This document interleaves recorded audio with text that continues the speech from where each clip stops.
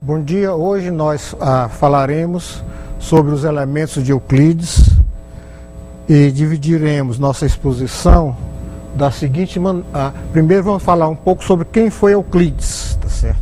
Euclides, pouquíssimo se sabe sobre a vida de Euclides. Sabe-se que ele foi, por fontes posteriores, relatos, que ele foi um dos diretores da academia, que corresponde mais ou menos à universidade com o museu em Alexandria.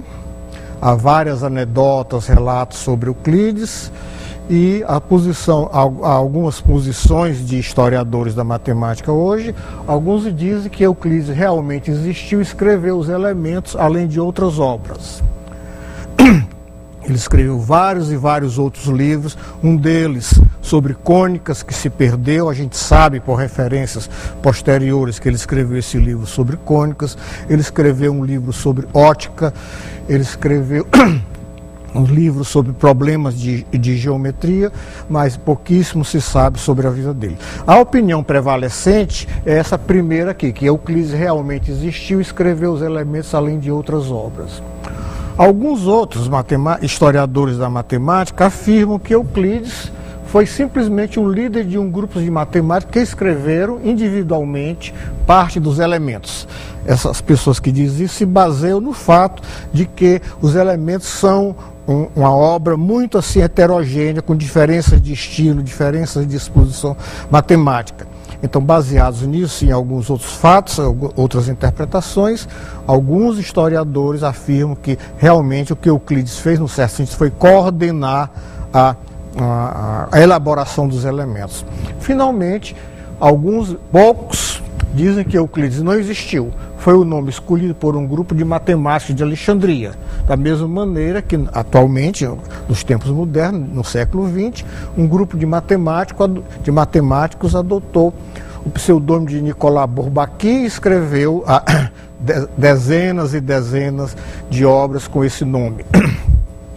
Mas a opinião prevalecente entre os historiadores da matemática é que Euclides realmente foi uma figura histórica, embora muito pouco se saiba sobre a vida dele.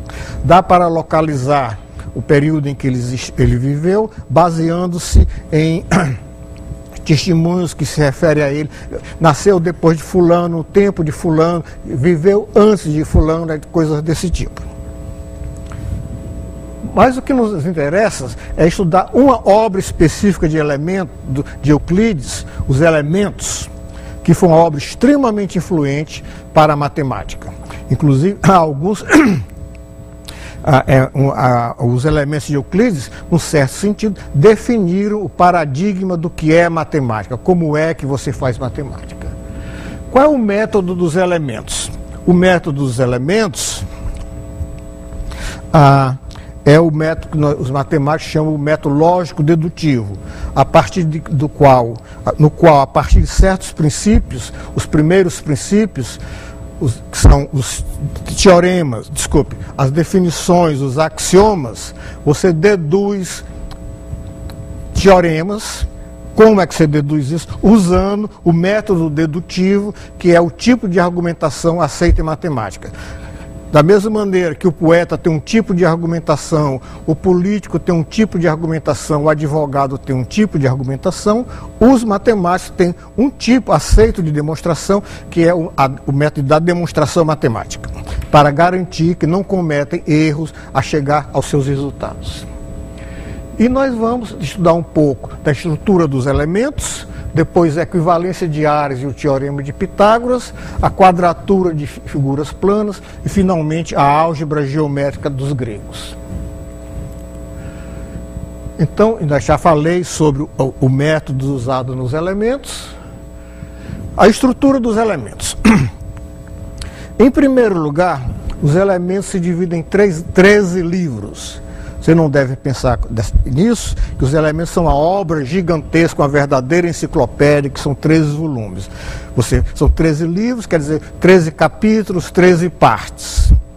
E outra impressão que existe é que os elementos são um livro que trata somente de geometria. Isso não é verdade, como nós vamos ver. E as proposições dos elementos são de dois tipos: teoremas e problemas. Teoremas, um teorema se propõe a demonstrar alguma coisa. Por exemplo, em um triângulo retângulo, o quadrado construído sobre a hipotenusa é igual à soma dos quadrados construídos sobre os catetos. Ou que outro teorema: as alturas de um triângulo se encontram em um único ponto. As medianas de um triângulo qualquer se encontram em um único ponto.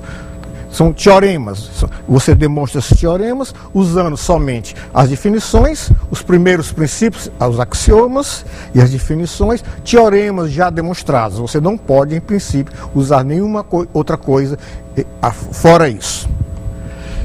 E as construções são problemas para você construir. Por exemplo, a primeira proposição dos elementos de Euclides, a proposição 1, a proposição 1 do livro 1, que será normalmente denotada assim, é um problema de construção. Ele pede para, dado um segmento, construir um triângulo equilátero com esse segmento como lado. Todo mundo conhece esta construção, é extremamente simples, elementar. Você, com centro nesse ponto e raio igual a B, você traça o círculo. Com centro em B e raio AB, você traça outra circunferência. O ponto de encontro, você marca, isso aqui vai ser exatamente o ponto C. Aí ele faz a construção e depois mostra por que a construção é correta. Isso aqui é fácil de ver.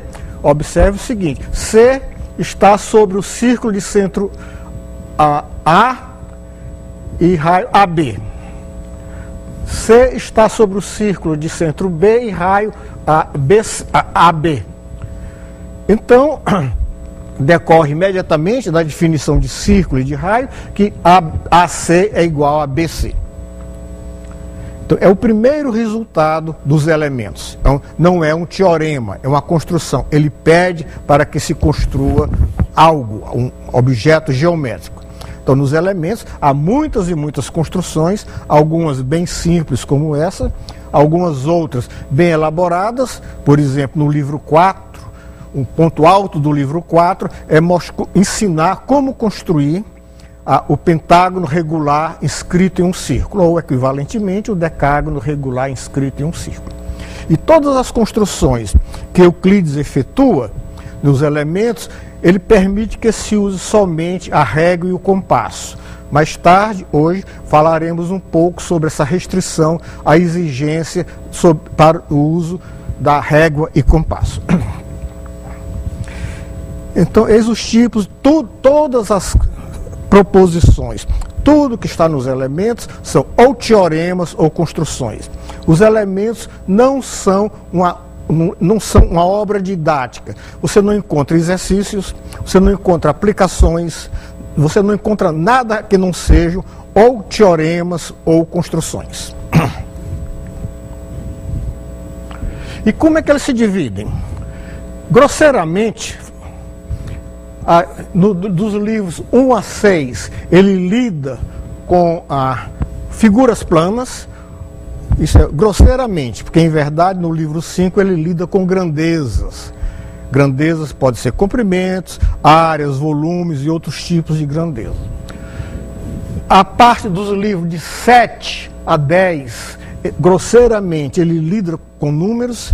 Isso é grosseiramente porque o livro 10 ele vai trabalhar com segmentos incomensuráveis, o que a gente chamaria de hoje a classificação de números irracionais. E finalmente, dos livros 11 a 13, ele lida com geometria espacial. Aos poucos, até a Idade Média, foram acrescentados mais 2 livros espúrios aos elementos. Algumas edições dos elementos chegam a ter 15 livros. Mas é reconhecido hoje em dia que essas são adições espúrias, de baixa qualidade aos elementos. Tá certo? Em verdade, a história dos elementos é muito interessante, tá certo? Porque o primeiro texto completo dos elementos que a gente tem é de uns 600 anos depois de Euclides. Não se sabe exatamente o que Euclides escreveu, porque só bem mais tarde, 600 anos depois, é que há um registro completo dos elementos. Tanto assim que há várias edições em que você nota diferenças entre elas, entre várias edições. Algumas edições, por exemplo, o quinto postulado de Euclides está entre os postulados, ou em algumas outras edições está entre os axiomas, porque naquela época havia uma diferença entre postulado e axioma. Hoje em dia nós chamamos tudo de axioma.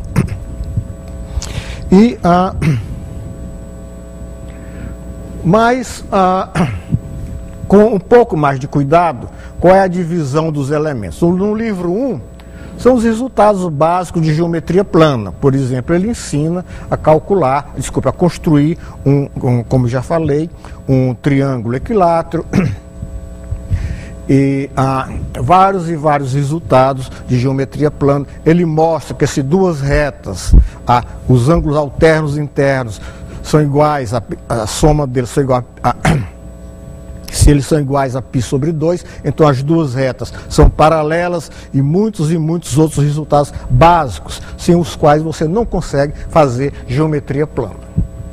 No livro 2, essencialmente, ele estuda a geometria do retângulo, resultados relativos a retângulos, ou configurações nas quais aparecem retângulos, o objeto dominante é um retângulo ou alguns retângulos.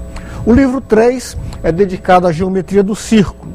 Então, círculos, cordas, secantes, potência de um ponto em relação ao círculo, todos esses resultados interessantes sobre os círculos. E o livro 4, ele estuda polígonos regulares e o círculo. Polígonos regulares inscritos ou circunscritos a um círculo. O ponto alto desse livro, como eu já expliquei, é exatamente a construção do decágono, ou equivalentemente a pentágono regular inscrito em um círculo. Agora, uma coisa interessante é o seguinte: todos nós, quando fizemos nossos cursos do ensino médio, aprendemos que as alturas de um triângulo se encontram em um ponto. Você procura os elementos, nos elementos você nunca verá esse teorema. Por quê? Porque os elementos para os gregos eram as peças essenciais, as partir das quais você pode construir um corpo do conhecimento. Então, os elementos de Euclides seriam as proposições essenciais de geometria, a partir das quais você podia se dedicar ao estudo da matemática. Então, inclusive, há uma longa história de matemáticos que escreveram os elementos. A gente sabe disso por causa de uma obra bem posterior de Proclus. Ele incluiu um resumo de uma história da geometria escrita por Eudemo. Essa história da geometria se perdeu totalmente. A única coisa que a gente tem é esse resumo que Proclus transcreve, e nesse resumo ele enuncia uma série de matemáticos que escreveram elementos. Aí, no fim ele diz: por fim, temos Euclides, que aperfeiçoou o que tinha sido feito por fulano, acrescentando geometria, demonstrações, ou aperfeiçoando as demonstrações já existentes. Tá? Então, depois, nós temos no livro 5, a teoria das proporções de Eudoxo. No livro 6, ele aplica a teoria das proporções de Eudoxo ao estudo das figuras planas semelhantes. Hoje, aqui nessa primeira parte da aula, nós vamos falar somente não falaremos da teoria das proporções de Eudoxo, nem de figuras planas semelhantes. Isso será objeto de uma outra palestra. O livro 7, ele trata de aritmética básica, é o que nós chamamos, para os gregos, eles chamavam de aritmética, para nós seria a teoria dos números elementar, define, por exemplo, o que é o máximo divisor comum, dá o algoritmo de Euclides para achar o máximo divisor comum de dois números, coisas desse tipo. Define o que é número primo, número composto, chega perto de demonstrar o teorema fundamental da aritmética, mas não o demonstra, mostra que existe uma infinidade de números primos, tudo isso é feito nessa parte. E o livro 8, ele estuda números em progressão geométrica e tipos especiais de números, números quadrados, números cubos, coisas desse tipo.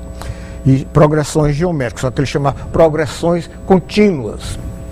E no livro 9, ele estuda a teoria dos pares e dos primos, como é que os teoremas relativamente a números pares e números primos, além de continuar com o estudo dos números em progressão geométrica. São os livros um pouco desorganizados, sem uma separação clara entre seus assuntos, ao contrário dos livros de 1 a 4, 5 e 6, que alguns deles são extremamente bem organizados. Esses livros aí há uma certa mistura dos assuntos.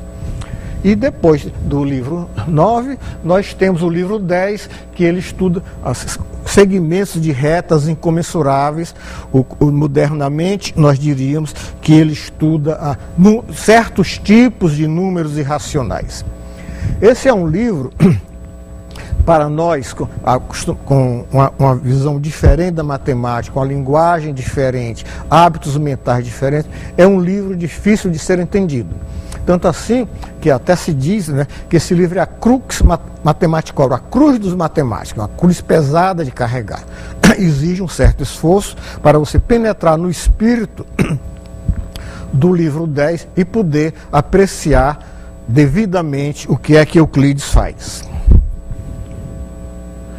E, finalmente, os últimos 3 livros são dedicados à geometria espacial. O livro 11 são resultados básicos de geometria espacial, retas perpendiculares a planos, planos paralelos, coisas desse tipo, ângulos sólidos.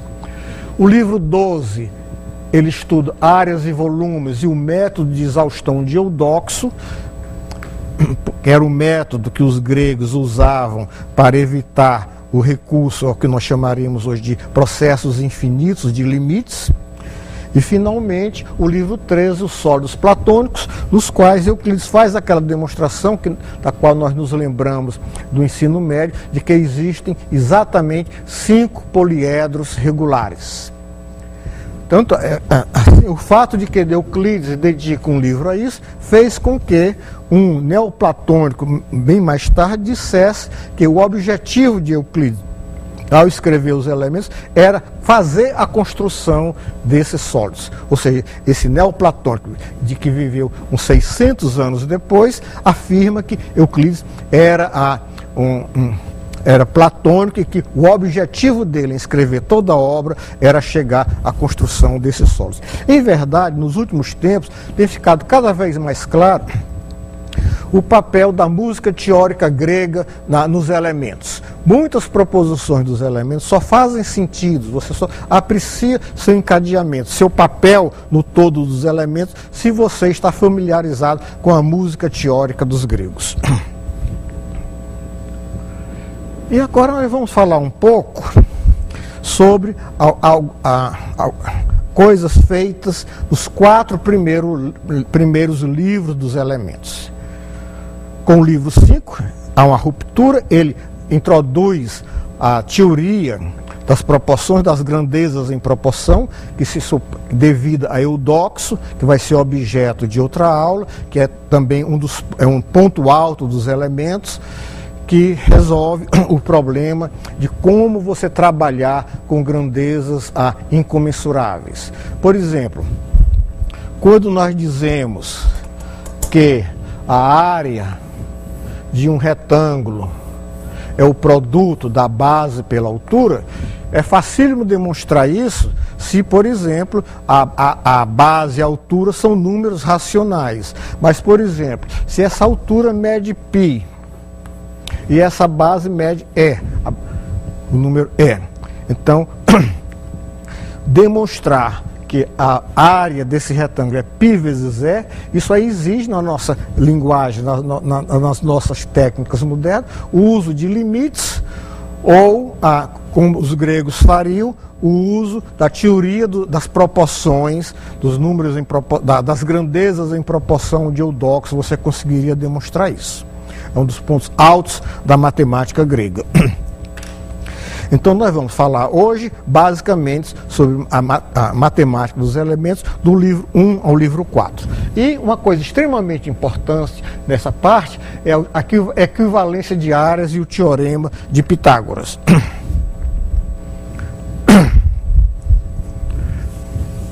Equivalência de áreas é um assunto usado, uma técnica, uma técnica matemática, uma maneira de trabalhar em matemática, usada desde os babilônios, que modificavam figuras mantendo suas áreas. A primeira observação que eu queria fazer é que nós vamos usar a terminologia grega quando nós dissermos que duas figuras são iguais. Isso pode querer dizer ou que elas são, na nossa linguagem moderna, congruentes, ou que elas têm a mesma área. Hoje em dia nós distinguimos claramente essas duas coisas. Para os gregos não havia distinção. Ou elas são congruentes, ou têm a mesma área. Por exemplo, você pode muito bem dizer que esse retângulo é igual a esse quadrado se eles tiverem exatamente a mesma área. Tá certo? Mas então eu usarei livremente essa terminologia. Fica claro do contexto, com que significado eu estou usando a palavra igual. Então nós vamos, aos que os gregos fizeram, isso certamente é muito anterior a Euclides, é bem anterior a Euclides. O que eles fizeram foi explicitar e demonstrar a validade de certos procedimentos que eram usados livremente, sem, pelo menos que nós saibamos, nenhuma demonstração. Por exemplo, a gente sabe que em torno de 1800, 2000 anos antes de Cristo, já os indianos usavam nos seus trabalhos sobre altares o que nós chamamos hoje de teorema de Pitágoras. Os babilônios, como já foi falado de uma palestra passada, eles usavam o equivalente ao teorema de Pitágoras. Não se sabe como é que eles chegaram a esses resultados. Se foi empiricamente, por experiência, por tentativa e erro, não há a menor noção de demonstração, não conhecemos a menor ideia de demonstração desses resultados. O que os gregos fizeram foi explicitar esses fatos e demonstrá-los. A primeira coisa que Euclides demonstra é o seguinte: se eu tiver duas retas paralelas e tiver dois paralelogramos A, B, C, D. Dois paralelogramos, esse é um paralelogramo contido pelas essas duas paralelas. Então, dois paralelogramos com a mesma base, A, B, E, F. Então, esses dois paralelogramos estão contidos entre duas paralelas, eles têm a mesma base AB. Então, a primeira coisa que Euclides demonstra é que esses dois paralelogramos são iguais. Todos nós conhecemos essa demonstração, é uma demonstração interessante. Aliás, nos últimos anos do ensino fundamental ou no ensino médio, é bem mais interessante fazer uma demonstração desse tipo do que mandar o aluno calcule a área de um paralelogramo, calcule a área de um retângulo, coisas desse tipo. A maior parte dos exercícios, dos problemas de geometria que você vê nos últimos anos do ensino fundamental e mesmo no ensino médio, são simples aplicações numéricas, cálculo usando fórmulas. Tá certo? Você não pensa nas figuras, você não pensa nos objetos geométricos como seres que você pode manipular e cujas propriedades você pode explorar. Então, o primeiro resultado que Euclides demonstra é esse. Tá certo? Vocês certamente conhecem essa demonstração. Eu vou deixar como exercício para vocês trabalharem nisso. É facílimo. Ele, essencialmente, ele formaliza uma técnica de corte e cole, de cortar pedaços de figuras e recolá-los como os babilônios faziam para resolver certos problemas de matemática, tá certo? Então, em particular, qualquer paralelogramo é igual a um retângulo. Você toma um retângulo de mesma base, eleva perpendiculares, então isso aqui, esse retângulo, é igual a esse paralelogramo e esse paralelogramo. Isso aí já nos permite transformar qualquer paralelogramo em um retângulo. Uma observação. Euclides, você nunca não encontra em Euclides, jamais encontra em Euclides, por exemplo, o seguinte fato: a área de um retângulo é a base vezes a altura. Euclides ensina a comparar retângulos. Esse retângulo é 2 vezes aquele, esse retângulo é igual àquele, esse retângulo é menor do que aquele, coisas desse tipo, tá certo? Então, sempre comparando. E a figura padrão para comparar figuras é o quadrado. Tá certo? Daqui a pouco nós vamos falar sobre isso. Um dos objetivos que os elementos, até o livro 4, resolve completamente, é dado uma figura plana poligonal qualquer que seja a figura plana poligonal, construir, obviamente, usando somente régua e compasso, um quadrado cuja área seja igual a dessa figura, ou seja, na terminologia grega, um quadrado igual a essa figura. Isso quer dizer fazer a quadratura desse polígono. Quadrar o polígono. Daí vem a expressão famosa, fazer a quadratura.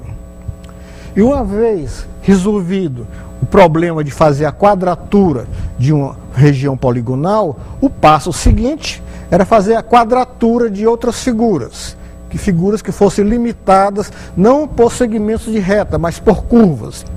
E a figura mais simples, limitada por uma curva, é a circunferência.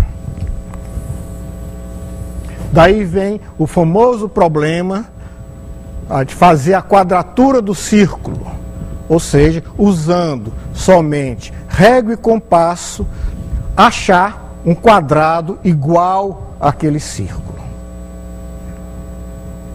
E esse problema da quadratura do círculo, os gregos não conseguiram resolvê-lo usando somente régua e compasso. Eles têm várias e várias soluções, algumas delas muito bonitas, muito engenhosas, para resolver esse problema, usando outras técnicas, outras ferramentas matemáticas, outras curvas. Mas, dentro do padrão imposto por Euclides de usar somente a régua e o compasso, é impossível, a gente sabe hoje, tá certo? Na disciplina de álgebra, possivelmente vocês vão ver isso, que é impossível, usando somente régua e compasso, fazer a quadratura do círculo, como também é impossível, usando somente régua e compasso, fazer a trissecção do ângulo ou fazer a duplicação do cubo. Todos esses problemas, que são chamados os problemas clássicos dos gregos, os problemas clássicos da geometria grega, todos eles se resolvem usando outras ferramentas, outras curvas. Algumas soluções são extremamente engenhosas, bonitas, mas com essa restrição de usar somente régua e compasso é impossível resolvê-los, como nós sabemos desde o século XIX. Então, a primeira coisa que Euclides fez nessa linha de equivalência de áreas, que nos levará ao teorema de Pitágoras, é mostrar que 2 paralelogramos situados entre 2 paralelas são, na terminologia dele, iguais. Observe que na demonstração, se vocês forem quando vocês se sentarem para fazer a demonstração, há 2 casos a considerar. Um deles é esse, em que DC é disjunto de FE, e há um outro caso a considerar, está aqui, a base AB esse paralelogramo aqui, DC, e esse paralelogramo aqui,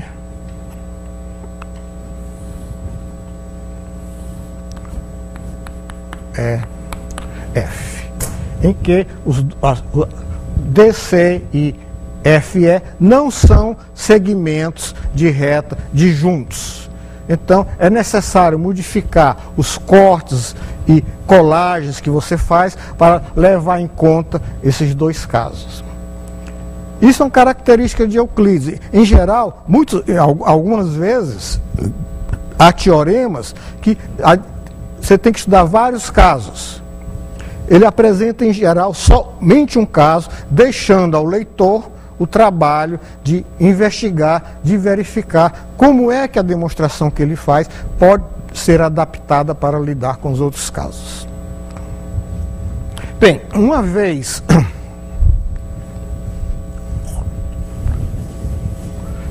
demonstrado isso aí, então depois Euclides demonstra o seguinte: se eu tiver dois triângulos com bases iguais, AB, CD, e compreendido entre duas paralelas, AB, CD, F, então eles são iguais. Ele faz, como todo bom matemático, ele faz esse problema recair no anterior, completa esses triângulos a paralelogramos, usa o resultado anterior e chega aonde quer.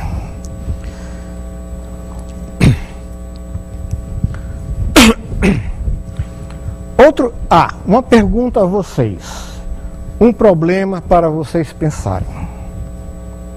Esse problema é facílimo de resolver usando essa metodologia, essa maneira de Euclides atacar áreas de figuras. Se preocupar com a figura e não com a medida de sua área, com os números. Deixa eu fazer uma pergunta a vocês. Todos nós sabemos, desde a mais tenra infância, nos ensinam que a área de um triângulo ABC é um meio do comprimento da base, que eu vou chamar a base de B, vezes o comprimento da altura. A gente abrevia isso dizendo, é metade da base vezes a altura.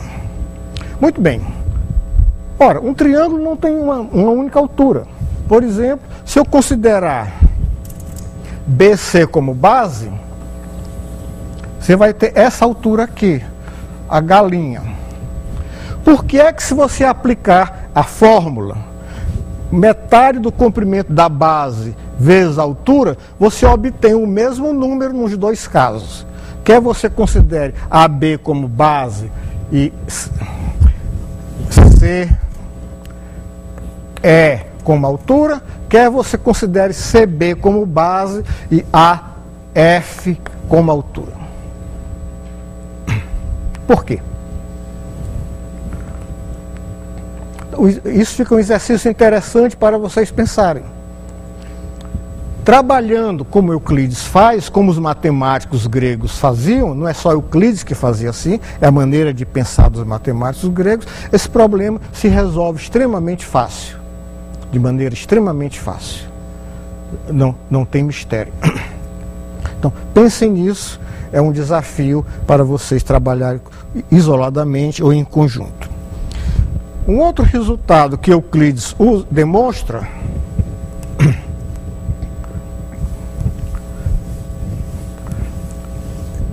nessa procura de trabalhar com equivalência de áreas, que vai nos levar até a quadratura de uma figura, de uma região poligonal, é o seguinte: se eu lhe der um paralelogramo qualquer,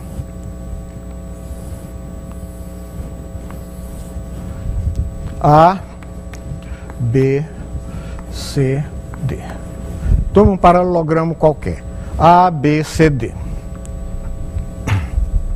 Trace a diagonal AC. Trace uma das diagonais, AC no nosso caso. Pegue um ponto P totalmente arbitrário sobre a diagonal. Trace essa paralela EF a AB. Trace a paralela GH a AD. E considere o que Euclides chama, que os matemáticos gregos chamavam, os complementos em relação à diagonal. Os paralelogramos complementares em relação à diagonal, que é isso aqui. E é isso aqui.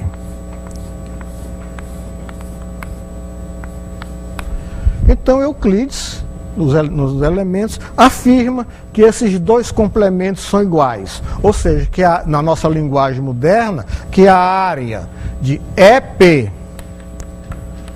HD é igual à área de PGBF.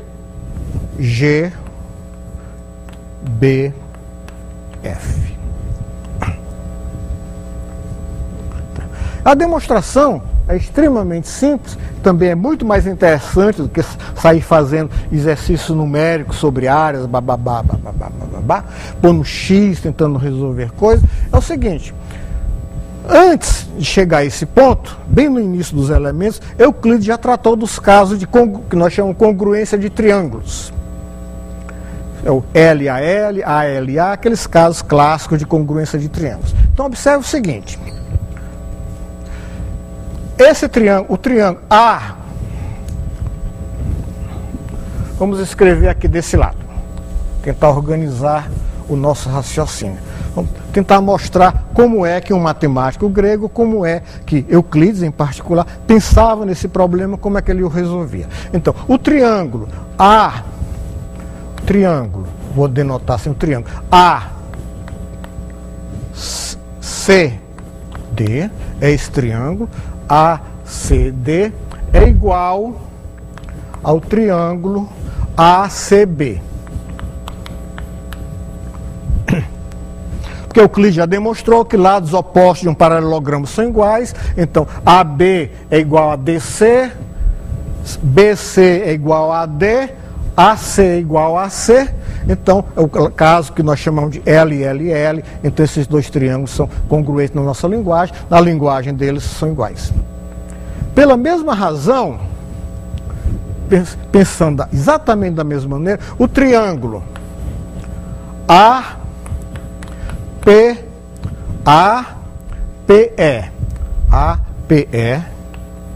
é igual ao triângulo APG. E o triângulo PCH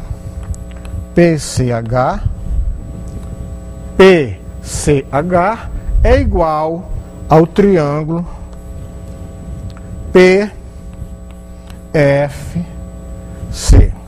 Eu relembro que eu estou usando igual no sentido grego. Aqui nós chamaríamos isso hoje de congruentes. Muito bem.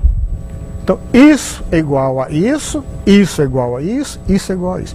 Desse aqui, tire esse e esse. É exatamente a linguagem que os gregos usam. Dessa figura, desse triângulo, você retira essa e essa. Então, dessa você retira essa e essa.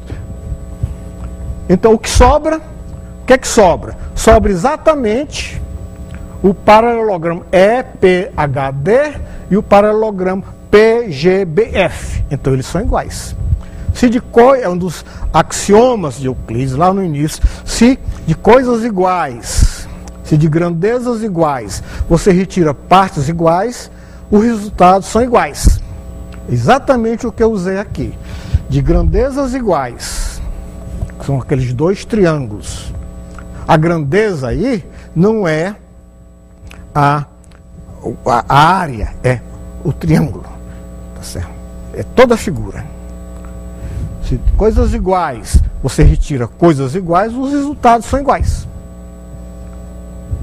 Parece um resultado extremamente inofensivo, mas mais tarde ele vai desempenhar um papel importante. Agora, com isso aí, já é suficiente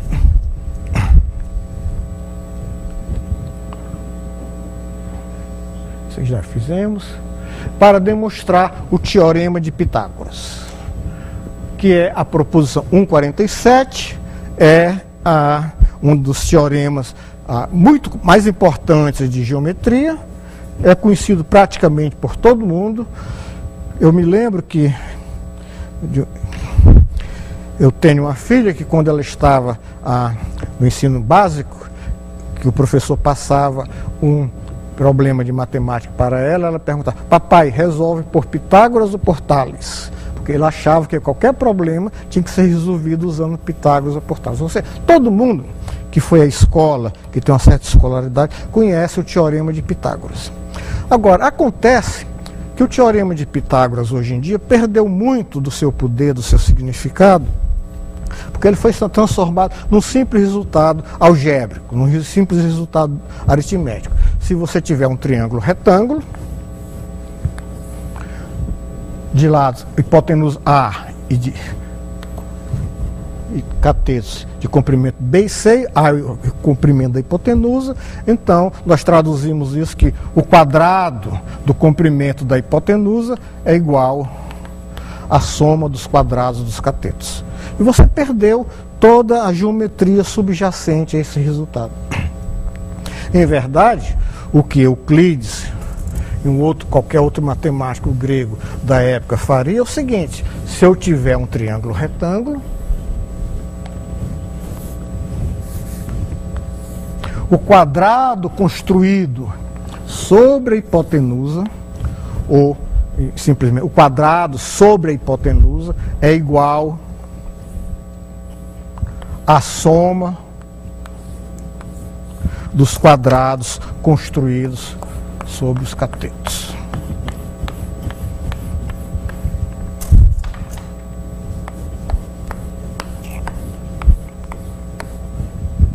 Era essa a formulação original do teorema. É geométrico, lida com as figuras. Não está medindo áreas, ele está trabalhando diretamente com as figuras, tá certo? Ou seja, para os gregos, na geometria grega, a área era um atributo indispensável, intrínseco à figura, sua configuração geométrica. A partir do século XIX, você pensa hoje a área como uma função que transforma, que é associada a uma figura cujo resultado é um número real. Isso é extremamente eficiente, isso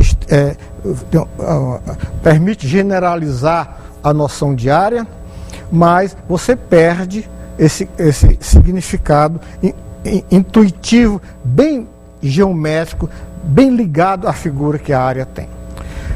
Então, como é que Euclides demonstra esse teorema? A demonstração é interessante.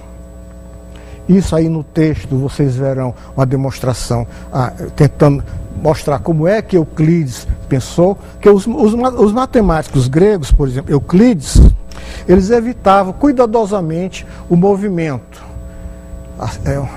É uma geometria estática. Você não tem transformações, você não tem... tudo estático. Então, vamos mostrar que certamente é muito plausível pensar que Euclides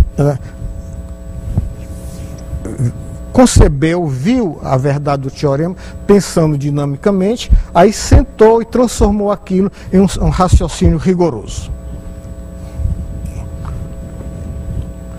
Isso aqui é o teorema de Pitágoras em um manuscrito do Vaticano, escrito em grego, está muito amarelado pelo tempo. Aqui na página esquerda, no meio da coluna esquerda da página direita, vocês veem a figura e o texto é todo escrito em grego. Eu não me recordo agora exatamente de que época é esse manuscrito. Essa é uma das preciosidades do Vaticano. Então, vamos tentar mostrar como é que Euclides demonstrou esse teorema. O resto são tecnicalidades para mostrar que certos segmentos são perpendiculares ou são paralelos, que certos ângulos são iguais. Tudo é para tornar o raciocínio lógico, bem preciso. Mas a ideia é simples. Então, e se você aprender, perceber essa ideia, você nunca mais vai esquecer a demonstração do teorema de Pitágoras. Da maneira, por exemplo, que eu aprendi na minha época, não era nem no ensino médio, era no ginasial, que corresponde do 6º ao 9º ano. Era uma demonstração que a gente decorava, porque o professor avisava que na prova vai cair o teorema de Pitágoras, então todos nós, cuidadosamente, decorávamos a demonstração. Mas, passada a prova, um dia depois, a gente era incapaz de repetir aquela demonstração, porque nunca mostravam como é que Euclides pensou. Aliás, se vocês entrarem na internet, há um site que tem uns applets de Java, que você pode fazer isso dinamicamente, a figura se movimentando. Também, quem tiver acesso ao Cabri Geometry, há um dos exemplos que vem com o Cabri, é exatamente esse, demonstrar o teorema vendo as figuras se movimentar. Então, isso aí fica como referência. Deixa eu tentar reproduzir aqui, mostrar para vocês como é que Euclides pensou. Então você tem o seu triângulo.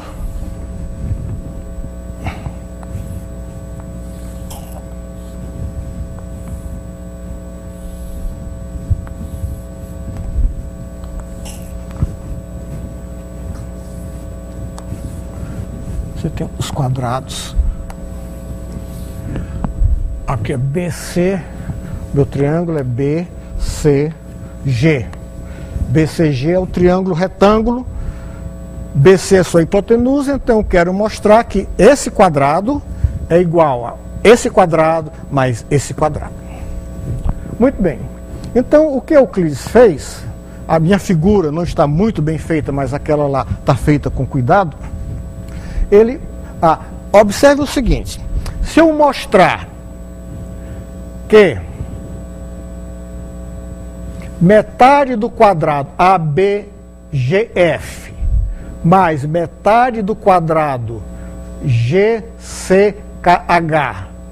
é igual a metade do quadrado do quadrado DECB, eu terei demonstrado o teorema. Que eu simplesmente multiplico tudo por 2 e chego onde eu quero. Então o que eu vou demonstrar primeiro é que metade, eu vou desenhar assim metade, 1/2 do quadrado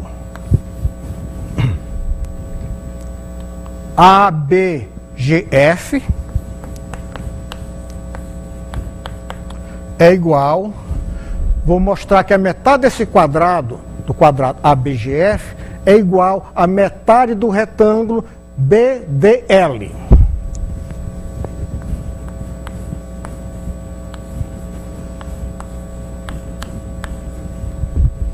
Depois a gente demonstra que metade do quadrado GCKH é igual a metade do retângulo LSC. Então o teorema está demonstrado.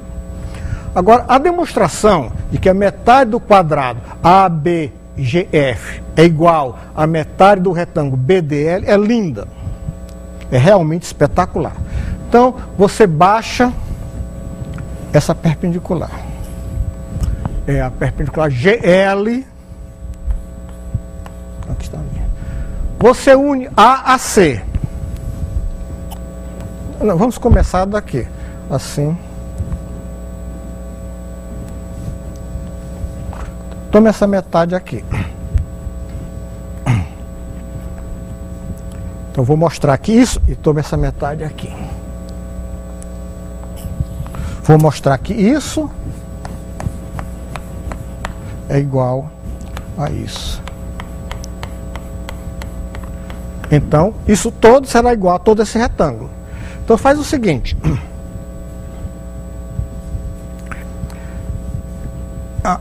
Isso, essa reta, segmento, é paralelo a isso aqui. Porque isso aqui é um quadrado, então os lados opostos são iguais. Então, essa reta aqui é paralela àquela. Então, se eu deslocar esse ponto que eu chamei de F, ao longo dessa reta, até chegar em C, esse vai se deformando assim. No fim, você obtém o triângulo ABC.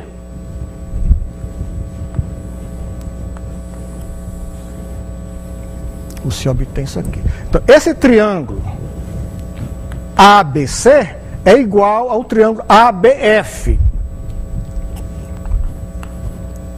ABC é igual ao triângulo ABF.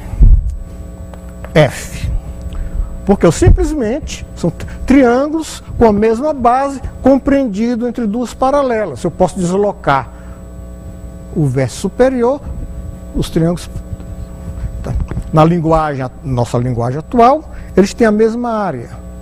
Tá certo? Muito bem. Agora você faz o seguinte. Pega esse triângulo ABC, com o centro aqui, você vai girá-lo até ele ficar assim. Aí tem toda uma demonstração que os ângulos são iguais, que você realmente pode girar quando você transforma isso em... Mas o que você faz é isso, você pega isso aqui, essa figura, e gira, isso vem para cá, isso vem para cá, e isso vem para cá. Ou seja, AB vai para BC, BC vai para BD, e AC vai para GD.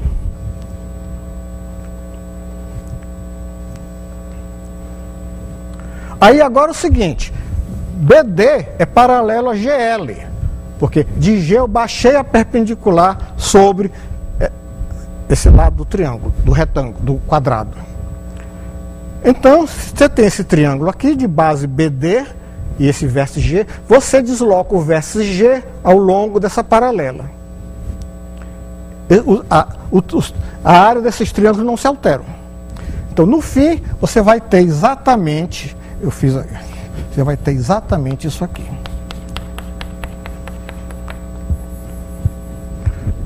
Então, eu mostrei que essa área que está sombreada em roxo é igual a essa área que está sombreada em azul. Essa área sombreada em roxo é metade da área do quadrado. Essa área sombreada em azul é metade da área do triângulo, do retângulo. Então, a área do quadrado é igual à área do retângulo. Aí eu repito a mesma brincadeira, trabalhando agora com o triângulo BCK. Faça exatamente a mesma brincadeira, eu não vou repetir, porque a figura já tem muita reta, se eu for fazer isso agora, vai ficar sobrecarregado, mas você repete exatamente o mesmo raciocínio. Desloca ao longo de paralelas, gira e vai ocupar metade desse retângulo LEC. Aí o teorema está demonstrado.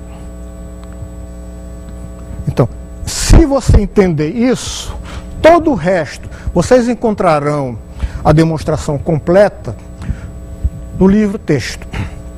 Vocês vão ver, tal reta é paralela a essa, tal reta é perpendicular a ela, logo tal ângulo é igual. Tudo é para mostrar que matematicamente o que nós fizemos aí está certo.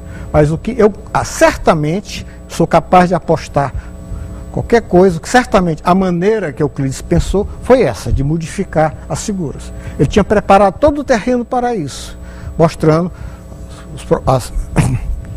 que triângulos entre paralelas são iguais, todas as ferramentas estavam prontinhas. Então, realmente, é um teorema espetacular. É um teorema extraordinário. Ele pode ser generalizado para o R3, para o Rn, etc, etc. É realmente ele é que define a chamada métrica euclidiana no Rn, tá certo? É usando exatamente isso aí. Muito bem, então agora vamos ver como é que nos elementos Euclides resolve o problema de fazer a quadratura de qualquer região poligonal. Deixa eu lembrar para vocês o que é fazer a quadratura de uma figura. Se eu te dou uma figura, fazer a quadratura dessa figura é construir, e Euclides exige que isso seja feito usando somente régua e compasso, é construir um quadrado igual a essa figura. Como eu já expliquei, nos elementos, Euclides resolve completamente esse problema para regiões poligonais. Para regiões não poligonais, usando somente régua e compasso, é impossível demonstrar que a fazer a quadratura do círculo. Ao contrário, existem algumas lúnulas, as chamadas lúnulas de Hipócrates, algumas delas você pode fazer a quadratura usando somente régua e compasso, mas não qualquer lúnula. E é interessante saber que somente agora, na década de 70, é que se demonstrou, se conheceu exatamente, usando métodos sofisticados de teoria de Galois, quais são as lúnulas que você pode fazer a quadratura, usando somente régua e compasso. Só recentemente, usando resultados de álgebra muito poderosos, é que você conseguiu classificar quais lúnulas você pode quadrar. Mas isso não vem ao caso hoje aqui. Vamos mostrar como é que Euclides faz a quadratura de figuras planas, de regiões poligonais.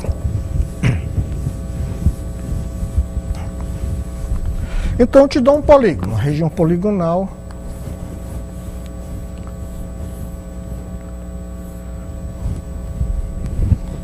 Não necessariamente convexa, qualquer região poligonal qualquer. A, B, C, D, E, F, G, H. Eu quero construir um quadrado, entre aspas, igual a essa figura. Como é que Euclides procede? Ele faz o seguinte: primeiro, ele decompõe essa região em triângulos. Obviamente, há várias maneiras para decompor uma região poligonal em triângulos.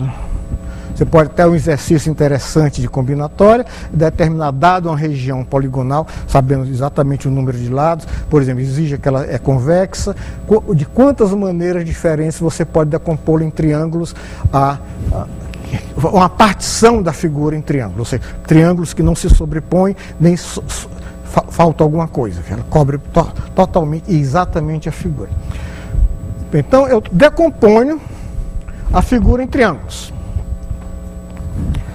Por exemplo, chama esse aqui de T1, T2, T3, T4, T5, T6. No nosso caso, a figura tem 6 triângulos, mas podia ter 7, 8, N. Então, o que ele vai fazer é o seguinte: vai fazer a quadratura de cada um desses triangulinhos. Agora uma pergunta a vocês. Dados 2 quadrados, ele conseguiu transformar esses triângulos em quadradinhos. Aqui o Q1 igual a T1, Q2 igual a T2 e assim sucessivamente, Q6 igual a T6. Tem um bocado de quadradinho aí. Como é que ele transforma isso tudo em um quadrado?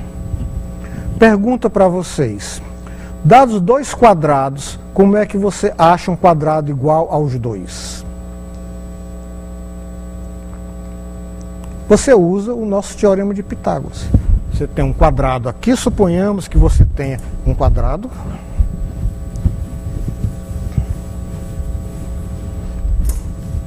Está aqui esse quadrado.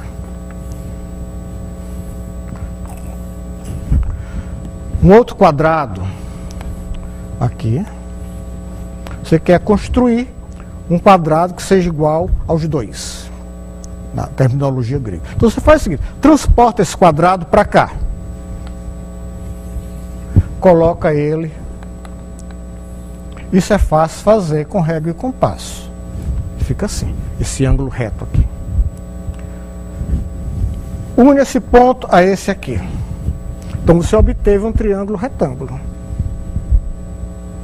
Então, pelo teorema de Pitágoras, o quadrado construído sobre a hipotenusa é igual à soma desses quadrados. Então, se eu tiver uma série de quadradinhos, eu saio pego esses dois, chega um resultado aqui. Pega esse resultado com o seguinte, chega a outro resultado. Pega esse resultado com o seguinte, chega até o fim. No fim você tem o seu quadrado procurado. Então, se eu conseguir transformar cada triangulinho daquele em um quadradinho, eu resolvi o problema via teorema de Pitágoras.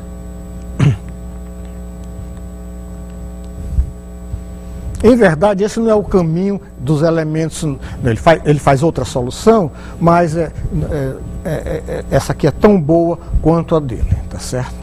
Então, a única dificuldade, a única coisa que eu tenho que saber fazer é essa, quadrar um triângulo. Não é à toa que Euclides dá tanta importância aos triângulos nos elementos, porque os triângulos são básicos para muita coisa em geometria. Uma das figuras essenciais para você trabalhar em geometria.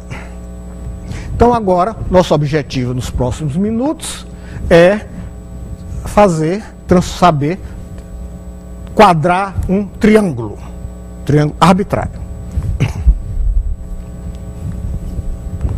Então, eu vou apagar isso aqui não tem nada essencial para o que eu vou fazer. Então, a minha pergunta é essa: como fazer a quadratura de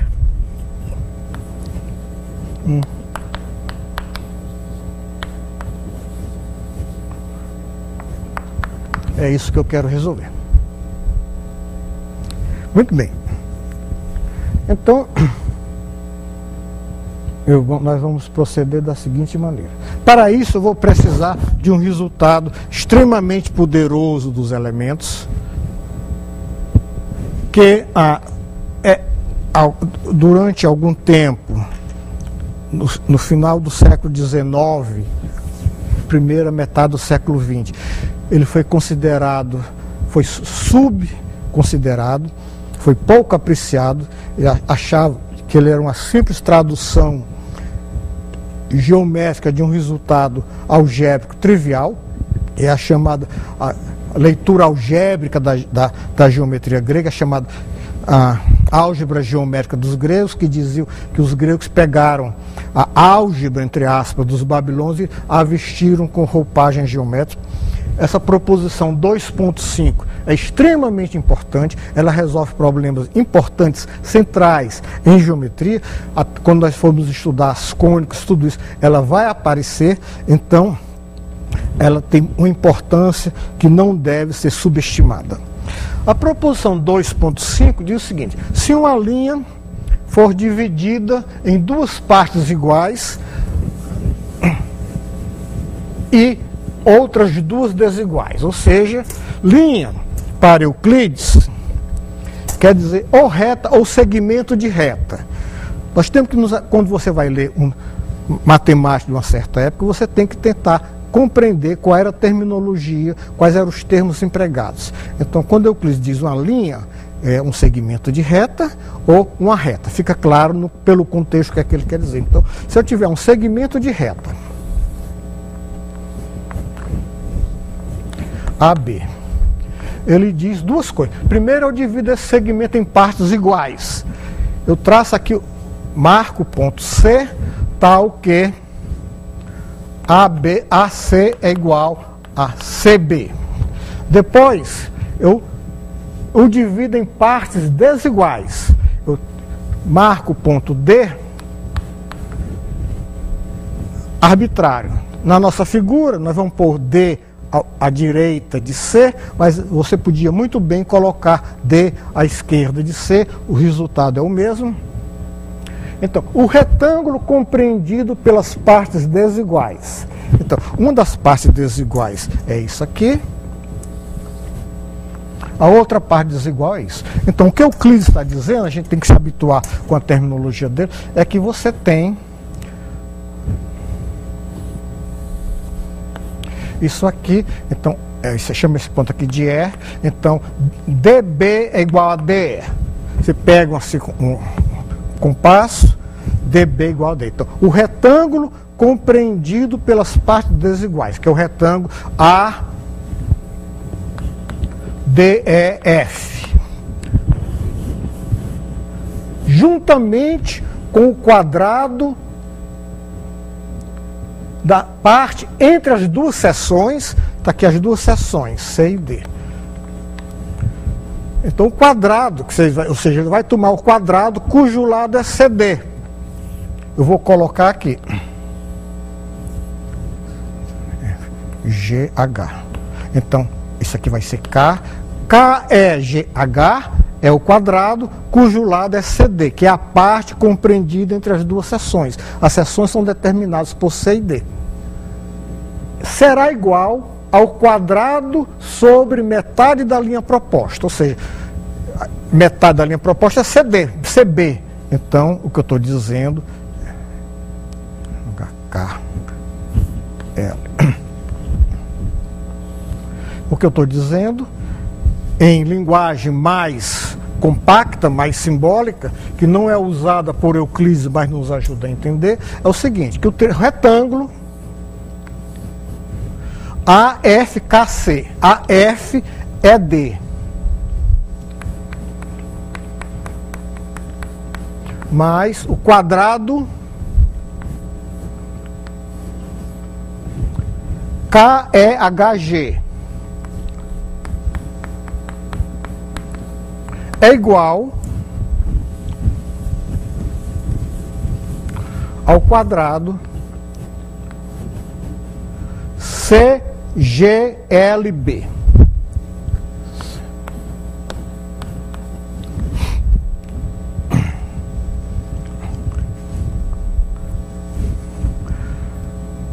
Se você for interpretar isso algebricamente, como foi feito durante muito tempo por autores como Zeuthen, o Tannery, o Ries e outros, se você chamar isso aqui de A, isso aqui de X, você está sempre. Então, isso aqui é A sobre 2. Isso aqui é A sobre 2 menos X. Então o que você está dizendo é o seguinte: A mais isso, que é A sobre 2 mais A sobre 2 menos X, vezes X é isso, que é igual a isso, mais esse quadrado, isso aqui A menos X, mais A menos X ao quadrado. Você fazendo a conta, você vê que isso é uma trivialidade. Isso aqui dá exatamente A sobre 2 ao quadrado. Isso retira todo o significado, toda a importância da proposição. E é um espanto que essas pessoas não viram, não perceberam na hora que dizem isso, né? São a cegueira induzida pela maneira de pensar da época. Não viram que os usos que Euclides faz posteriormente dessa proposição não tem nada a ver com esse fato algébrico trivial. A demonstração é muito fácil. Mais uma vez, o importante é pegar a ideia da demonstração, que tem todas as tecnicalidades para mostrar que os segmentos são paralelos, são perpendiculares, bababá, bababá, mas isso é a camisa de força imposta pelo método dedutivo. O método dedutivo é a maneira que o matemático tem para ter certeza de que não cometeu erro. Tá certo? Então você pensa, concebe as coisas e depois você transforma aquilo numa coisa bem cuidadosa para se policiar, verificar que você não cometeu nenhum erro.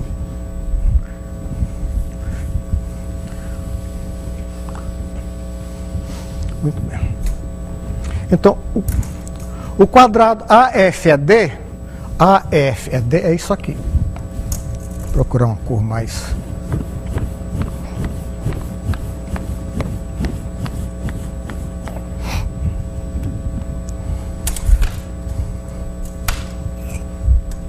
Vamos traçar essa diagonal. Observe o seguinte, aqui nós temos um paralelogramo. Todo retângulo, em particular todo quadrado é um paralelogramo. CGLB. Então, pelo teorema dos complementos, vocês veem que ele não é tão trivial, inútil assim. CKD é igual a EHL, vamos chamar isso aqui de M.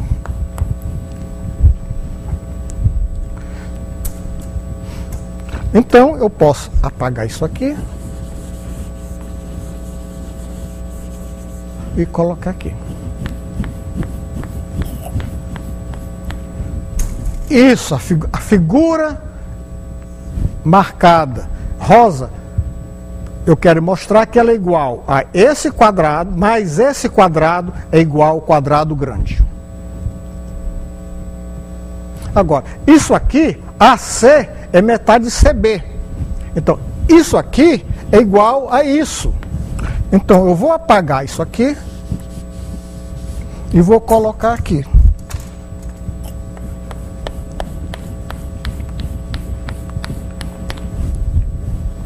Eu obtive uma figura que os gregos chamavam de gnomon. Um termo que aparece muito na geometria deles. Então, aquele retângulo original é igual a isso aqui. O que quero mostrar é que o retângulo original mais esse quadrado é igual ao quadrado grande, está demonstrado. Se eu adiciono esse quadrado aqui, eu obtenho um quadrado grande. Então, se você vê o espírito da demonstração, aí você vai ler as tecnicalidades, todos os detalhes para mostrar que as retas são paralelas, que são perpendiculares, etc, etc, etc. Você se perde se não tiver percebido o espírito da demonstração. Muito bem. Então, nós vamos aqui hoje fazer somente uma aplicação de 2,5. Mais tarde, quando a gente for falar das cônicas de Apolônio, o método da aplicação de áreas, nós veremos outros usos para 2,5, para a proposição 2,5. Mas o que nos interessa agora é que ela permite transformar qualquer figura plana em um quadrado. Em particular, ela nos permite transformar um triângulo em um quadrado. Então, eu te dou um triângulo. Eu quero transformá-lo em um quadrado. Vocês se lembram? Eu tinha uma figura poligonal, uma região poligonal. Eu a decompunha em triângulos, transformava cada triangulinho em um quadradinho. Depois, eu ia juntando esses quadradinhos até obter um quadrado final. Então, pega um triângulo qualquer, T. Eu quero transformá-lo em um quadrado. Bem, obviamente, eu posso pegar esse triângulo, transformá-lo em um paralelogramo. Esse paralelogramo eu transformo num retângulo. Aí, se eu pego metade do retângulo, eu obtenho um retângulo de área igual a do meu triângulo, ou seja, na terminologia grega, eu obtenho um retângulo igual ao meu triângulo. Transformo o triângulo num paralelogramo, transformo aquele paralelogramo num retângulo, pego metade do retângulo, eu tenho então um retângulo igual ao meu triângulo original. Muito bem. Então, eu vou mostrar agora, ou melhor, Euclides vai mostrar agora, o seguinte. Olha aqui, só antes de eu continuar com a demonstração, isso aqui é um resto de manuscrito. Vocês veem, está sobre pergaminho, coisa do século 100, do ano 100 da Era Comum, depois de 100 anos depois de Cristo, do primeiro século. É um pedacinho de nada. É o vestígio mais antigo que a gente tem de algo dos elementos. É exatamente a proposição 2,5. Extraordinário isso. Isso aí tem 1.900 anos de idade. É o registro mais antigo que a gente tem dos elementos de Euclides. Então agora eu vou demonstrar a proposição 2.14, descrever um quadrado igual a figura poligonal. Tá, okay. Então faz o seguinte, eu já posso apagar aqui.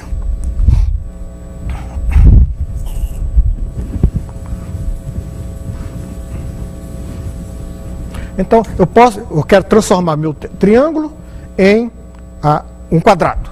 Primeiro, eu transformo meu triângulo num retângulozinho.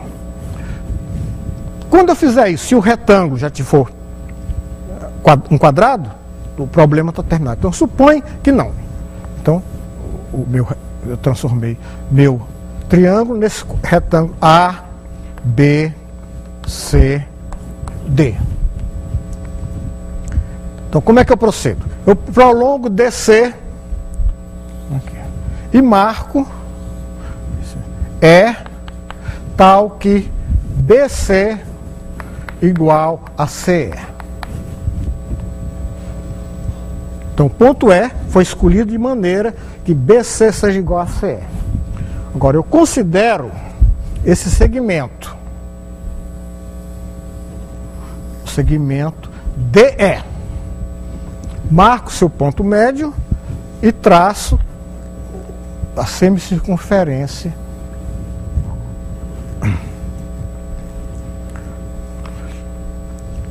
e prolongo BC até encontrar essa semicircunferência. Aliás, minhas letras estão diferentes. Peço perdão a vocês, deixa eu mudar de letras para não confundir vocês. Eu vou usar exatamente as letras que estão lá em cima. A figura não muda, só vai mudar a...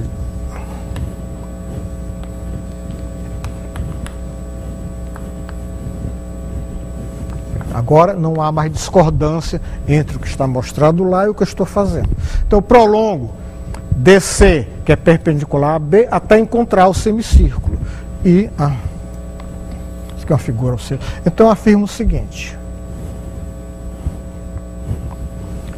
o quadrado de lado KC é igual a esse retângulo. O quadrado KC, de lado KC, é igual ao retângulo AEDC.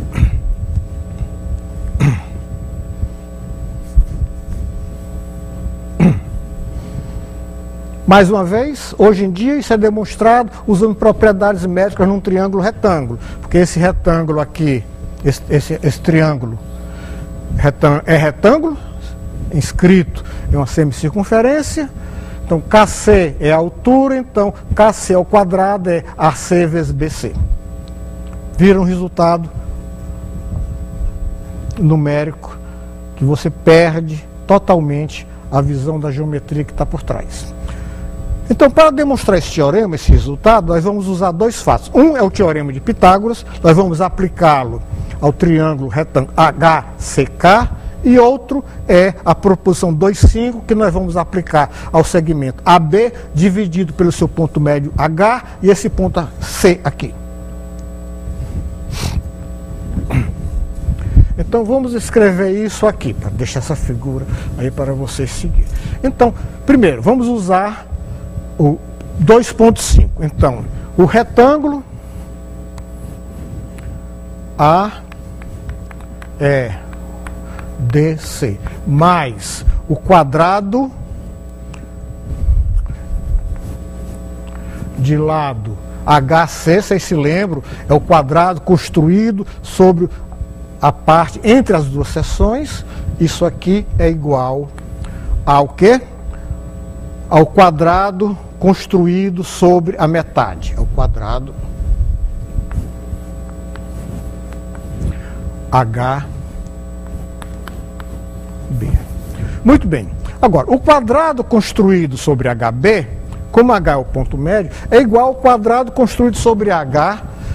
Como K está sobre o círculo, o quadrado construído sobre AH é igual ao quadrado construído sobre HK.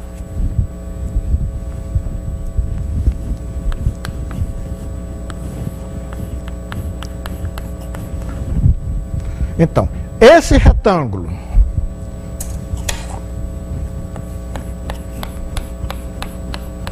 mais o quadrado construído sobre HC é igual ao quadrado construído sobre HK. Muito bem. Agora, por outro lado, o teorema de Pitágoras nos diz que o quadrado construído sobre HK, que é a hipotenusa do triângulo HKC, é igual ao quadrado construído sobre HC mais o quadrado construído com KC. Então, compara. Então, o quadrado sobre o retângulo AEDC vai ser igual ao quadrado construído sobre HC. Então, fica concluída a demonstração, como é que eu transformo um triângulo qualquer em um quadrado. Aí, como eu expliquei no começo, você sai juntando os quadradinhos 2 a 2 e, finalmente, chega ao seu quadrado final, que é igual à figura original dada.